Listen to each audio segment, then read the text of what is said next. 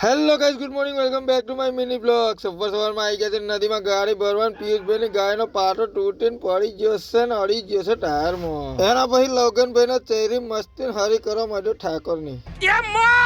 मारो का खोपड़ी तोड़ साले का मार मेरी बहन की छोटल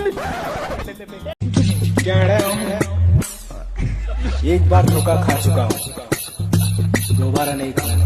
એના પછી એન્ટ્રી થઈ ગઈ છે આપણા ચીમાભાઈ ને. હવે બંકાની આવી બની એવું લાગે છે, કેમ કે ચીમા આવે ત્યારે બંકાની આવી બને. जय महाराष्ट्र बहन का अबे जीजा जी का होटल है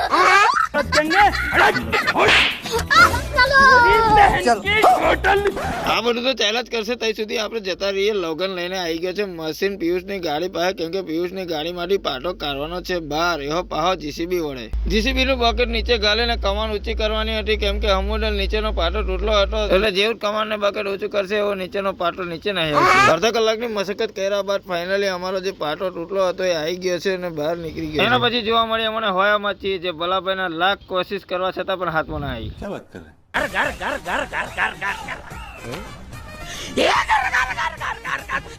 साले तू એના પછી આવી ગયો રેતી ચારવાને લાગી ગઈ હતી ભૂખ. એટલે આપણા અશ્વિનભાઈ આવતા હતા શંકરાટી, એમની જોડે આપણા એક ફોલોવર બી હતા. એમને કીધું કે આપણને ભૂખ લાગી છે, જરી ખાવાનું બાવાનું લઈ આવજો. તો મારા ભાઈ અમે 6 જણનું ખાવાનું મંગાવ્યું હતું. આ તો કેટલું બધું ખાવાનું લઈને આવી ગયા હતા. ખવાશે કે નહીં ખવાય એવો નહીં ખબર પડે.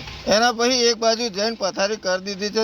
6 જણા લાઈન પર ઝાપટી લીધું છે દાળ ચાવલ. રેતી બેતી ચાવીને આપણે ગાય નીકળી ગયા છે કાલે કરવા માટે. 30-40 કિલોમીટર ચાલ્યા બાદ આપણને તરસ લાગી દીધી. એટલે મારો બેટો બંકો સોડા લઈ આવ્યો હતો. સોડાની સીપી માતા પહોંચી જશે આપણે ખાલી કરવાની જગ્યાએ. થોડાક સમયમાં કરી નાખી છે ખાલી બાઈ કરી નીકળ્યા. મારો બેટો બંકો કે મારે લસ્સી પીવી છે. તો એમાં આપણે કેટલા ટાઈમથી લસ્સી પીધી નથી એટલે મંગાવી લીધી છે. 2 જણોને ઝાપટી આવેલી છે બાપુ. થોડું ઘણું ચાલ્યા છે ને પતી ગયું છે ડીઝલ.